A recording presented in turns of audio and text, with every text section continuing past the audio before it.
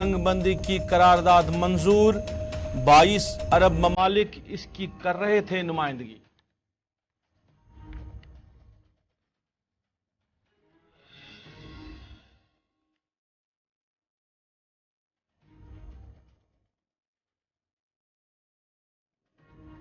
Israel Gaza में आलमी कानून की खिलाफ वर्जी और जंगी जराइम कर रहा है। एमनेस्टी इंटरनेशनल गाजा में जंग जारी रखी तो अमेरिका भी नहीं बच पाएगा, ईरानी हुकूमत।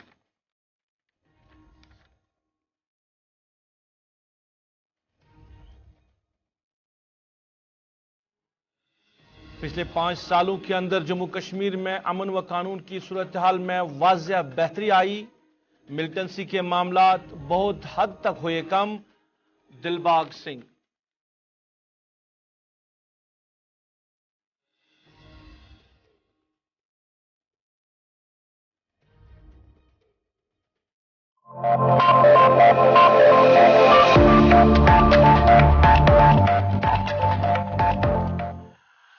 बिस्मिल्लाहिर्रहमानिर्रहीम। अस्सलाम वालेकुम नाज़रीन, स्पेशल रिपोर्ट में आपका खैर मकदम। मैं हूं आपका मेजबान सईद रूफ फारूकी। स्पेशल रिपोर्ट में कुछ अहम खबरें आया चाहती है।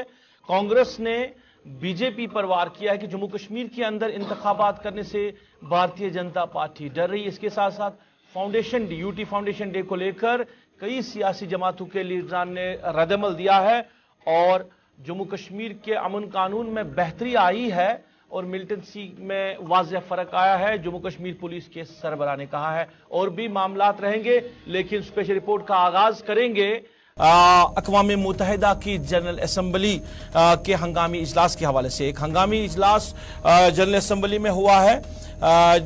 इजलास में उर्दून की जानिब से गाजा में जंगबंदी और इंसानी अमदाद की रसाई से मुतल्लिक करारदाद को मंजूर कर लिया गया है। ये करारदाद 22 अरब ममालिक की नुमाइंदगी कर रहे थे। गाजा की मौजूदा सूरत हाल से मुतल्लिक पेश करदा करारदाद को 195 अरकान की जनरल असम्बली में फ्रांस समेत 120 अरकान की हिमायत हासिल हुई। अमरीका, इसराइल और ऑस्ट्रेलिया समेत 14 अरकान ने करारदाद की मुखालफत की, जबकि भारत, जर्मनी, इटली, बरतानिया समेत 45 अरकान वोटिंग से गैर हाजिर रहे। सूरत हाल को लेकर अक़वाम मुत्तहिदा के अंदर इजलास हुई, करारदाद पेश हुई और करारदाद को मंजूर भी कर लिया गया है।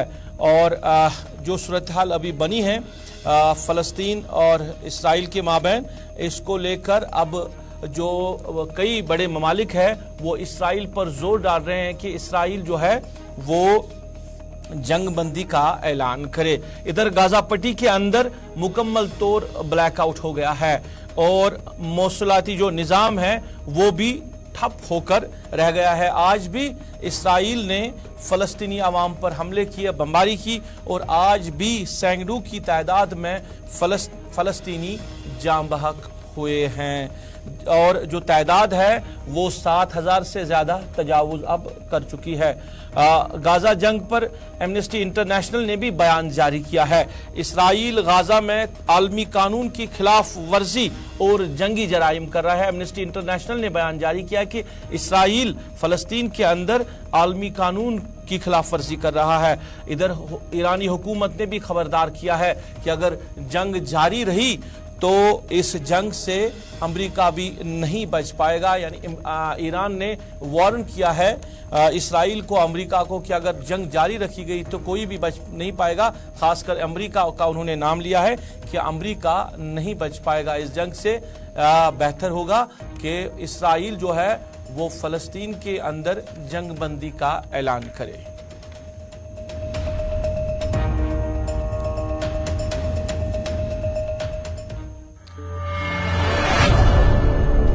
नाज़रीन, आप जरा बात जम्मू कश्मीर के हवाले से करते हैं तो 31 अक्टूबर को जम्मू कश्मीर सरकार यूटी का फाउंडेशन डे मनाने जा रही है, जिसके लिए सरकारी सतह पे तैयारियां की जा रही है।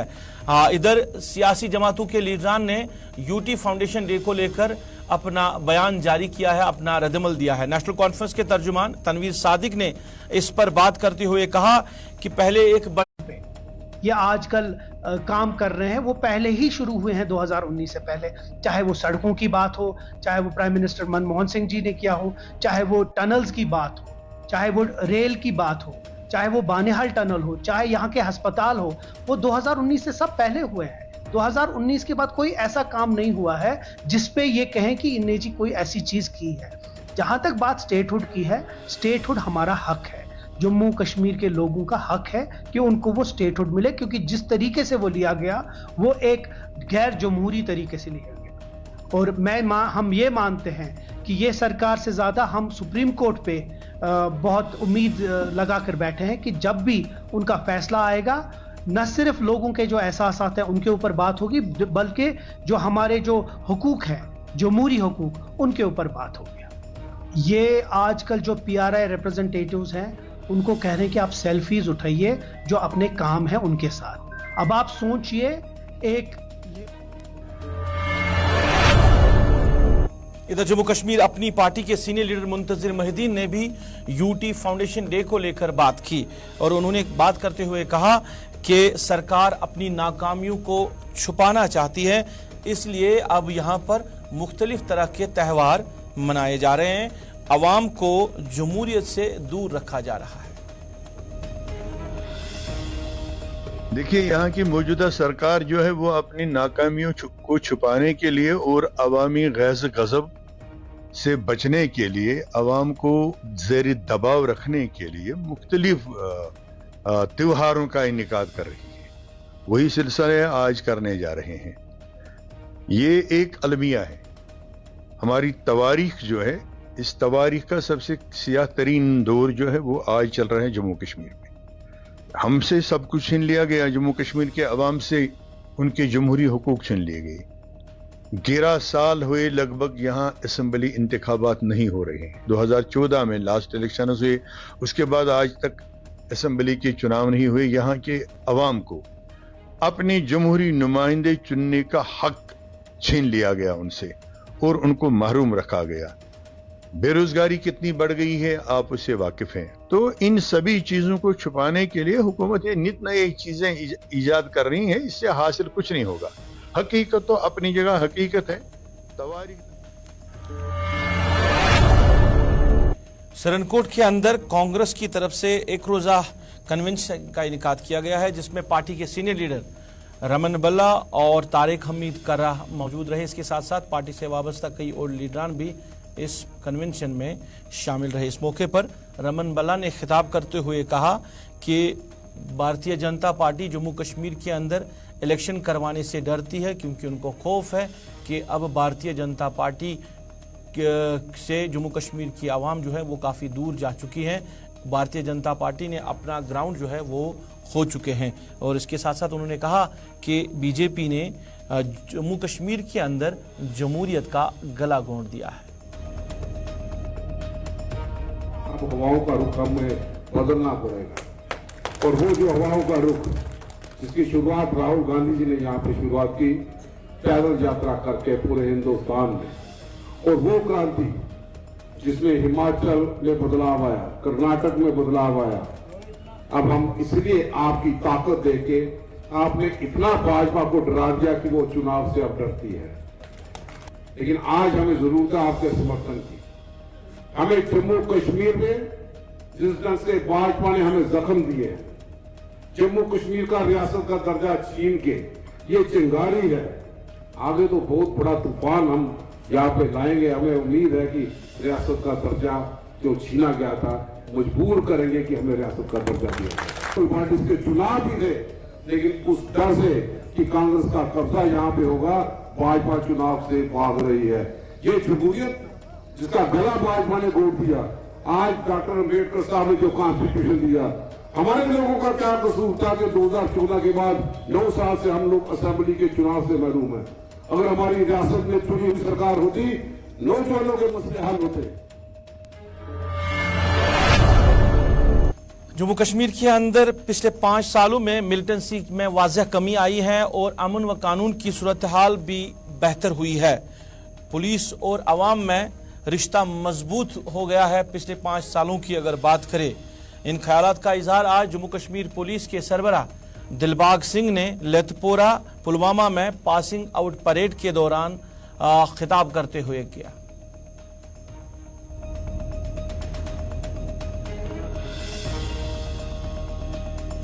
जम्मू कश्मीर के बदलते हुए हालात, इस तरह की पहल, इस तरह की नए इनिशिएटिव्स की जरूरत को बहुत ही अच्छे से उसकी तर्जुमानी करते हैं, उसको दर्शाते हैं। दोस्तों, पिछले चंद सालों में जिस तरह का बदलाव हम लोगों ने देखा है, हम लोग हर चीज को अब पॉजिटिव नजर से देखने के आदी हुए हैं, जो कि बहुत अच्छी बात है।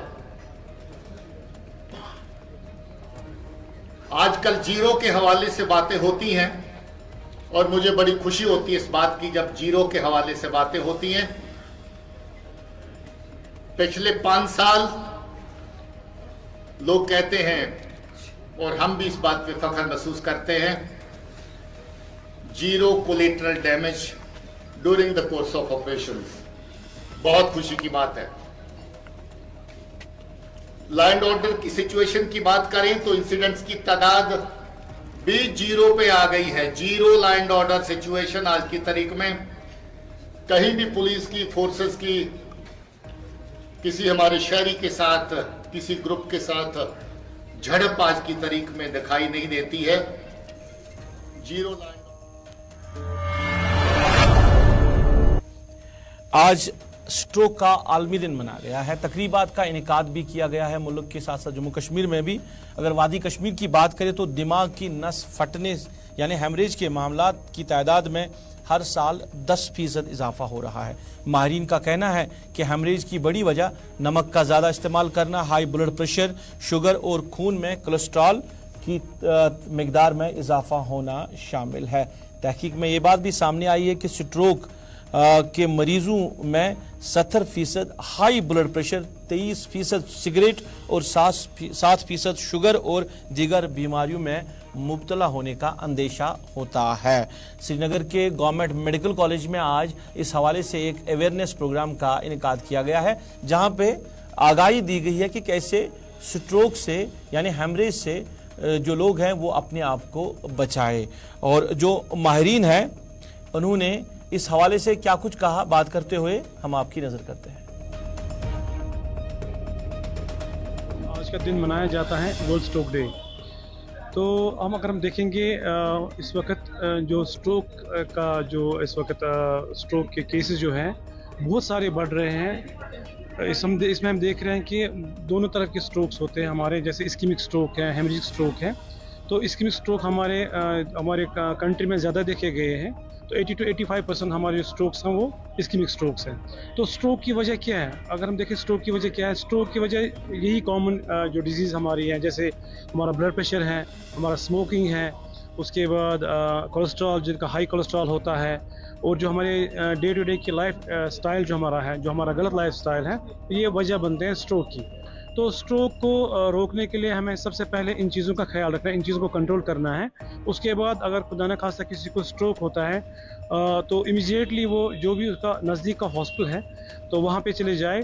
जो स्ट्रोक के सिम्टम्स जो होते हैं, जैसे किसी को एक साइड वीक हो जाता है या किसी इंसान को लगता है कि मेरा जो दायां या बायां साइड है वो वीक हो रहा है या नमनेस हो रही है, तो इस सूरत में ज़बान का लड़खड़ापन हो जाए तो इस सूरत बेसिकली हर वरी मनाने वर्ल्ड स्ट्रोक डे 29 अक्टूबर या मनाने तकरीबन 2003-2004 पे गक आव यह मनाने मतलब वैंकूवरस मज आव डिसाइड कर मतलब तत पे बेसिकली स्ट्रोक वुचन आमुत कि स्ट्रोक वर्ल्डस में सेकंड या दम कि सह बेमारी यम लूक मरान या यम लूक पेवान मतलब बाकियन मतलब मोहताज गसान तथ मज आव वुचन कि न करो अवेयरनेस लुकन मज, डॉक्टरन मज, बे पॉलिसी मेकरन मज करो अवेयर नसा अम कस प्रॉब्लम कि यह 29 अक्टूबर मनाने। अत बारस में 29 अक्टूबर पगह तह प्रोग्राम थोन, मगर अस थो CME कंटिन्यूअस मेडिकल एजुकेशन अख दो ब्रोंठे चूँकि अत मज स्टूडेंट या BSc स्टूडेंट या मेडिकल स्टूडेंट या डॉक्टर हजरात तिमन अख दो ब्रोंठे कि पगह संडे अस कोर यह CME अख दो ब्रोंठे अत मज करान कि करो तम अवेयर तला। बडगाम कोर्ट कॉम्प्लेक्स को बडगाम से इजगाम मुंतकिल करने में अब बार एसोसिएशन बडगाम और सिविल सोसाइटी बडगाम आमने सामने आ चुकी है, जहां बार एसोसिएशन चाहती है कि जल्द से जल्द जो कोर्ट कॉम्प्लेक्स है उसकी तामीर का काम इजगाम के अंदर शुरू किया जाए। वही दूसरी तरफ जो सिविल सोसाइटी के जिम्मेदारान हैं वो सरकार से, ऑनरेबल हाई कोर्ट से कह रहे हैं कि जो कोर्ट कॉम्प्लेक्स बडगाम है उसको इजगाम मुंतकिल न किया जाए, बल्कि बडगाम के अंदर ही किसी और जगह इसको तामीर किया जाए ताकि लोगों को मुश्किलात ना हो। और जो सिविल सोसाइटी के जिम्मेदारान हैं उनके मुताबिक ज़मीन की निशानदी भी की गई है कई मकामात पर, जहाँ पे ज़मीन है वागुजार है ज़मीन, जहाँ पे कोर्ट कॉम्प्लेक्स को तामीर किया जा सकता है। अब ये मामला कहीं ना कहीं तूल पकड़ता जा रहा है, क्योंकि एक तरफ सिविल सोसाइटी ने धमकी दी है अगर ऑनरेबल कोर्ट और जिला इंतजामिया बडगाम ने इसको शिफ्ट करने का फैसला लिया या ये शिफ्ट हो गया तो बडगाम के अंदर हमागीर एहतजाज की कॉल दी जाएगी, ये सिविल सोसाइटी के लोग कह रहे हैं। आज बार एसोसिएशन ने फिर से प्रेस कॉन्फ्रेंस की और प्रेस कॉन्फ्रेंस के दौरान बार एसोसिएशन बडगाम के सदर ने कहा कि कुछ खुदगर्ज अनासिर इस पूरे मामले को सबॉर्टाइज करने की कोशिश में लगे हैं ताकि जो ऑनरेबल हाई कोर्ट ने फैसला लिया है इसको मुंतकिल करने का इजगाम वो ना हो। पर बडगाम के अंदर ज़मीन नहीं है और अब सिर्फ बडगाम को बडगाम तक ही महदूद न रखा जाए, बल्कि जो मुख्तलिफ इलाके हैं वहाँ पर भी वो अब एक्सपेंड होना चाहिए, सरकारी दफातर वहाँ पे बनने चाहिए। तो क्यों खुदगर्ज लोग इसमें अड़चने पैदा कर रहे हैं?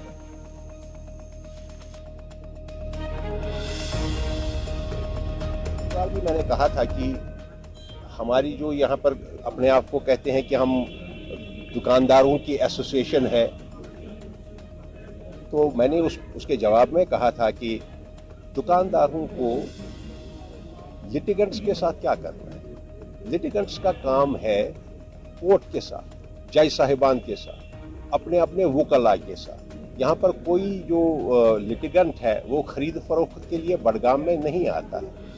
और फिर आप दूसरी बात वो कह रहे हैं कि भाई ये 4 किलोमीटर, हालांकि वो आपको 8 किलोमीटर कहते हैं।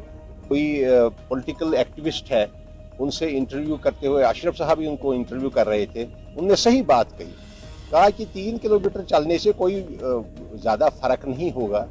जो आदमी 40 किलोमीटर सफ़र करके अदालत में हाजिरी के लिए आता है उसके लिए 3 किलोमीटर और ऐड करना, ये एग्जेजरेटेड स्टेटमेंट है। ये 8 किलोमीटर और बडगाम से दूर हो जाएगा। और कहने वाला क्या कहता है, डीसी ऑफिस से 8 किलोमीटर दूर हो जाता है। डीसी ऑफिस को क्यों काउंट किया जाए?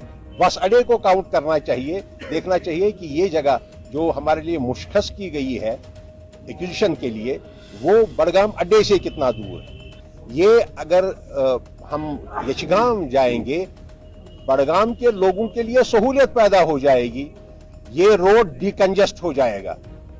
सिर्फ बडगाम के रहने वाले जो हैं या बाकी मुतल्लिकीन जो है उनके लिए रास्ते हमवार हो जाएंगे, उनके लिए ये ट्रैफिक की अड़चनें खत्म हो जाएंगी। दूसरा मामला ये है कि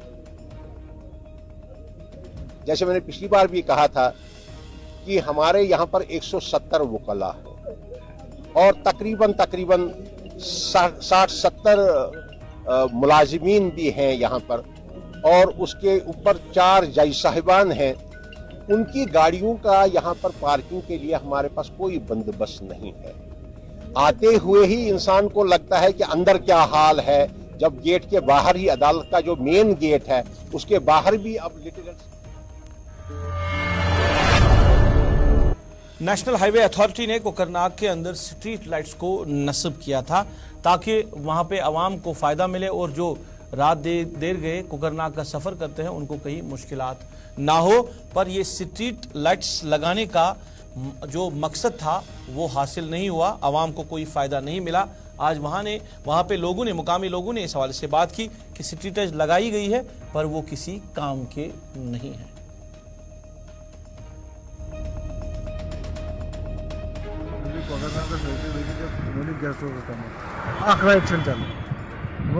ऐसे मनोया हाइट पे जाए पहले चालू लाइट तो आइन जाइन पोल लागने आइन जाइन जाना इधर लागने गवर्नमेंट येम कम लायक मछी लाइट मर रोड वाले लाइट है रोड वाले बात करे ना चालू हुई टाउन बिहत ये क्या करो कोता मुश्किलात लुकन गसान वारा मुश्किल गसान रात को पे पकन बजे जानवर सोच बाकी हिसाब से यपर बन पकन तब मूजूब ऐसे कर गुजारिश गवर्नमेंट पे तो जल्दी लाइट पे तो इंस्टॉल मैं भी नाइट में यहाँ से आया, नीचे गया, वहाँ से आया, ऊपर गया, तो मैंने कभी नहीं देखा ये सिस्टम चलता हुआ। यहाँ देखने के लिए तो बहुत खूबसूरत है ये, लेकिन बदकिस्मती की वजह से ये बात कहनी पड़ती है कि मैं ख़ास अपने डीसी साहब से ये गुजारिश करता हूँ, हाथ जोड़ के गुजारिश करता हूँ कि हमारा जो कुकरनाग का इलाका है ये किसी जगह से कम नहीं है। तो अफसोस है इसी मेन टाउन में ही ये लाइटें बदकिस्मती की वजह से इनकी तरफ नहीं किसी ने ध्यान दिया है। तो मैं खास कर चलिए, इसके साथ ही अभी तक इस स्पेशल रिपोर्ट में बस इतना ही। आप गुलिस्तान न्यूज़ के साथ जुड़े रहे। गुलिस्तान न्यूज़ पे खबरों का सिलसिला जारी रहेगा। अपने मेज़बान को दीजिए इजाज़त। अल्लाह निगहबान।